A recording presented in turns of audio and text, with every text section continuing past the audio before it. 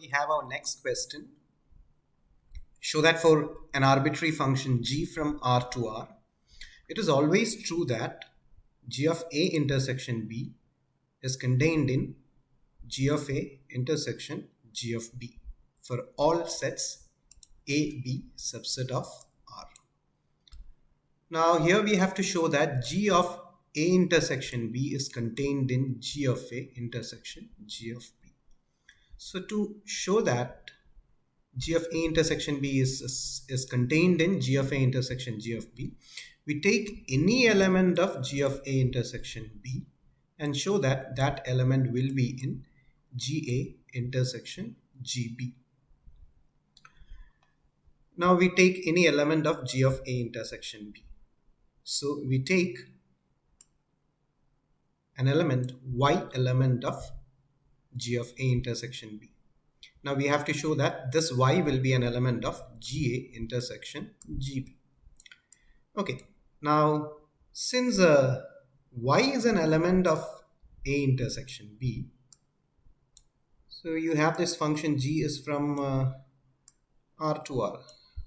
This is R, this is also R. So you have the function g from R to R. Now here you have the set A intersection B. This is a set A intersection B. And here you have a g of A intersection B. Okay, this is the image of, this is A intersection B. And here we have g of A intersection B, which is the image of A intersection B under the function g. So what we have done is that we have taken an element here in g of A intersection B. This element is named as y. So if this is in y is in g of A intersection B, then we can say that there is an element x in A intersection B, so that the image of x is y. That means g of x is y.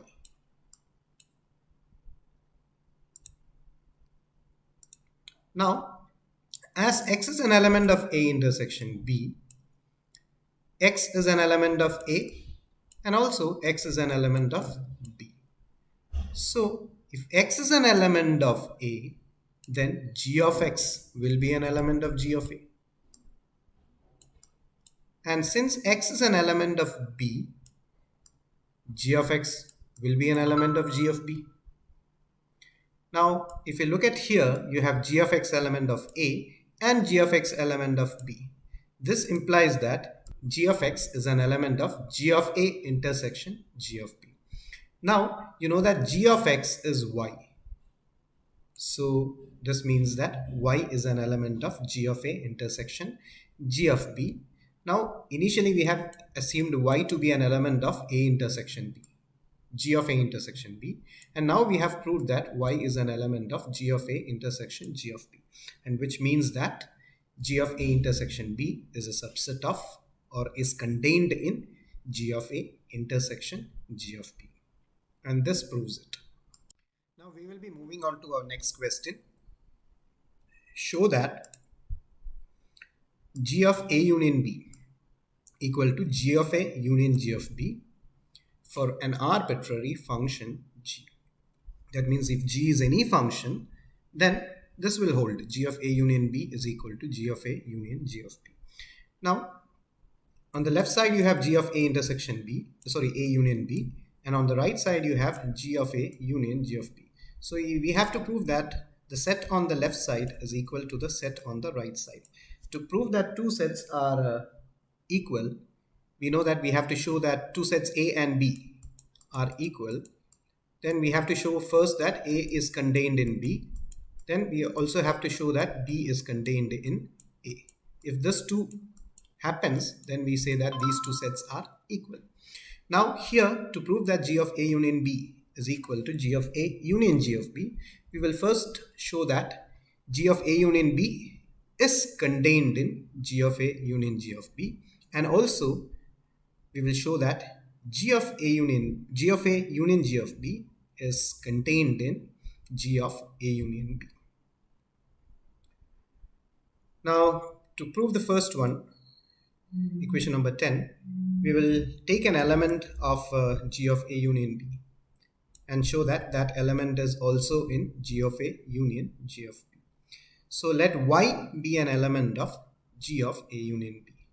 We shall show that Y is an element of G of A union G of B. Y is an element of G of A union B. This means here we have this set is A union B, this is A union B, and this is R, this is also R, and here you have a function G from R to R, and here you have the image of A union B, which is G of A union B. So we have taken Y as an element of G of A union B. So this is the element Y in G of A union B. This means that this Y is the image of some point X in A union B. This point is X.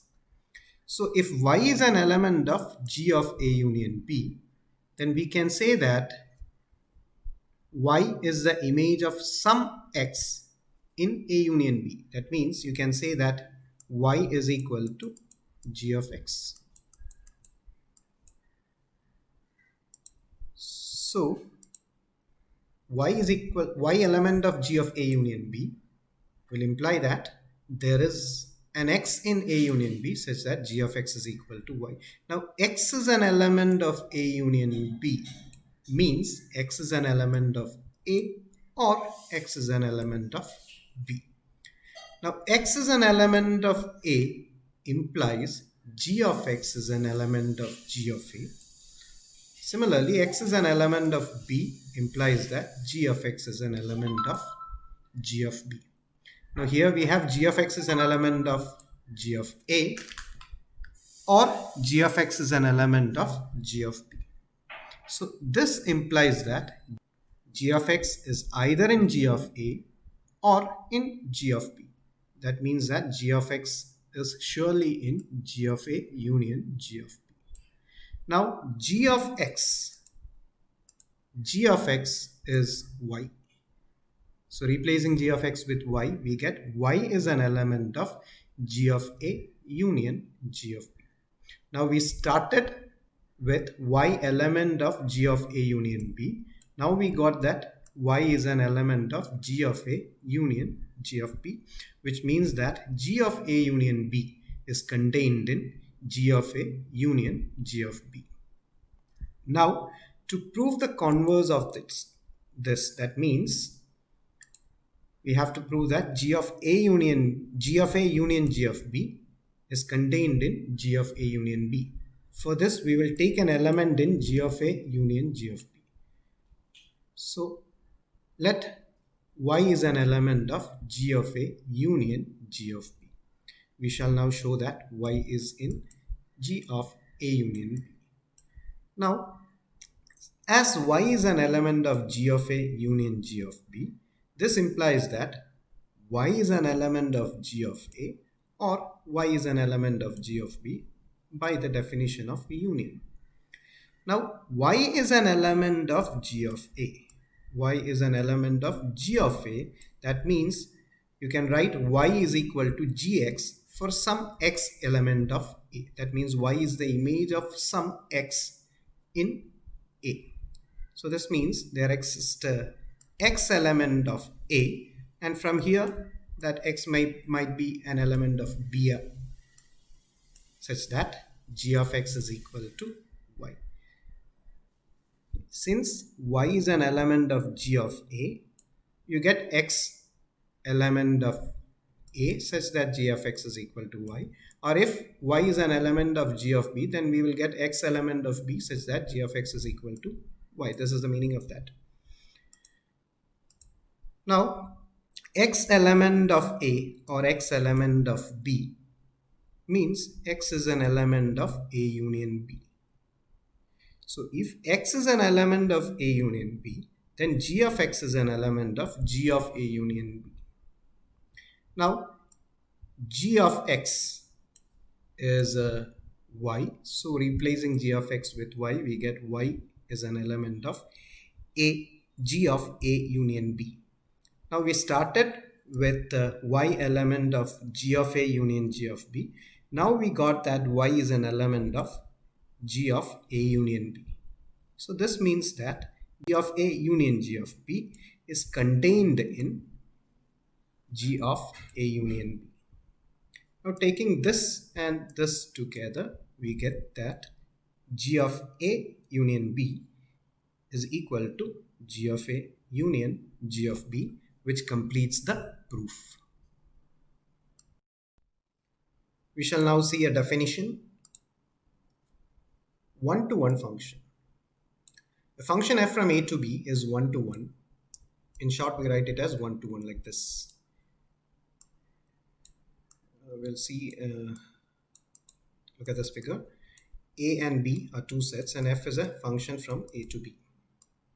Now, this function is said to be one-to-one if distinct elements in A have different images in B. That means if A1 and A2 are two distinct elements of A,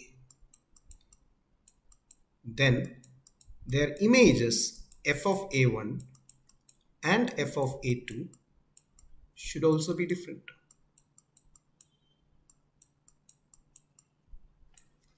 In other words, a function f from a to b is one-to-one if no two elements of A have the same image in B. If this happens, that means here the image of this element and this element is this. So if this happens, this is not a one-to-one function. Okay, so if f is to be a one-to-one function, the images of all the elements of A, distinct elements of A, should be distinct. So f is a one-to-one function if the images of the distinct elements in A are all distinct. Now we shall move on to another definition. Onto function. So a function f from a to b is said to be onto if, look at this here, we have a set A, set B, and f is a function from a to b. So this function is said to be onto if every element of B has a pre-image in A. Or in other words, every element in B should be the image of some element of A. So here, a function f from a to b is onto if given any b in B, it is possible to find an element A in A for which f of A is equal to f of B. That means if you have any element here in B, then it is possible to find an element here such that the image of this element is this. Okay, now we'll move on to the next definition. Pre-image of a set. Now you're given a function f from D to R, where R is a set of real numbers, and B is a subset of R. Let f inverse B be the set of all points from the domain D that get mapped into B. That means here you have two sets. This is D and this is R. So f is a function from D to R. And here you have a subset B of R. Now, f inverse B means the set of all points in D which have their images in B. So, if you have an element whose image is outside B, that element will not come in F inverse B. So F inverse B is the set of all elements of D whose images are elements of B. So F inverse B is equal to set of all X element of D such that Fx is an element of B. So that set F inverse B is called the pre-image of B.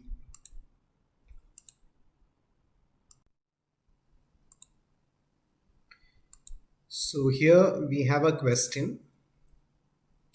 Give an example of each or state that the request is impossible. So either you have to give an example justifying the given statement, or you have to say that this is impossible. The first one is that f from n to n, that is 1 to 1 but not onto. Second one, f from n to n, that is onto but not 1 to 1. Third one is f from n to z. Z is a set of integers, that is 1 to 1 and onto. Now we'll look at the first one. You need to find a function f from the set of natural numbers to the set of natural numbers that is 1 to 1 but not onto. So just to remind you, 1 to 1 means all the elements of this n should have distinct images in this n. Not onto, that means not every element in this n has a pre-image here. So for example, you can find many functions. If I take f of x is equal to x square, f is from n to n. So when you find 1 square, this will be 1. If you find 2 square, this will be 4. 3 square, this will be 9. In fact, this is a f of 1. This is f of 2. This is f of 3. So here you can see that the images of all the elements are distinct. So 1, the image is 1. For 2, the image is 4. For 3, the image is 9. For 4, the image will be 4 square, which is 16, and so on. So you can see that the image of every element is distinct. So this is an example of a 1-to-1 function, but this is not onto, because if you take 2 here, there is no natural number whose square is 2. So 2 does not have a pre-image. So this function is not onto. So this is an example of a function which is 1-to-1 but not onto. So in fact, you can take another example. You can take f of x is equal to x cube. That function is also 1-to-1 but not onto. X raised to 4, x raised to 5. So the solution for the first one is the function f from n to n defined by f of x is equal to x square. As I told you, we can take x cube, x raised to 4, x raised to 5, anything. All those functions will be 1-to-1 but not onto. Now, looking at the second one, you need a function f from n to n that is onto but not 1-to-1. So we need to find such a function which is onto but not 1-to-1.